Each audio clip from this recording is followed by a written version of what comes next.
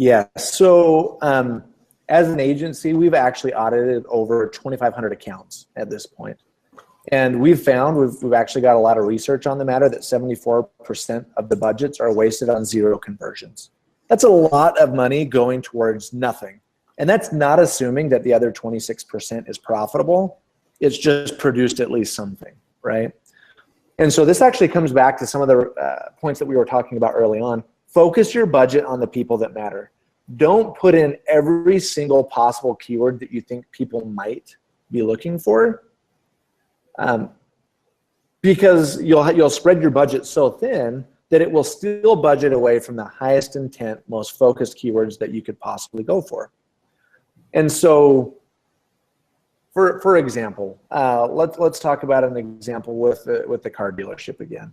I could bid on the term used cars, or I could bid on the term used car dealerships, right? Which one do you think is a higher intent keyword for my automotive dealership, right? Well, one of them is just looking for used cars, one's looking for a dealership.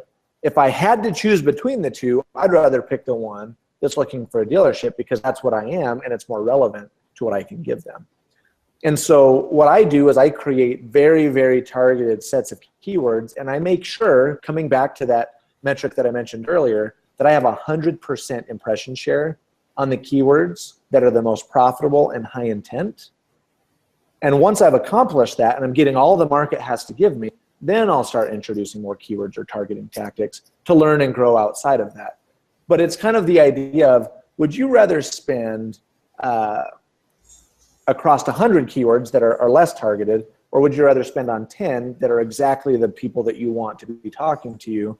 Well, you're going to spend less and you're going to get more, or at least as many sales as you would have anyway. And that's one simple example of how I would approach that. Mm.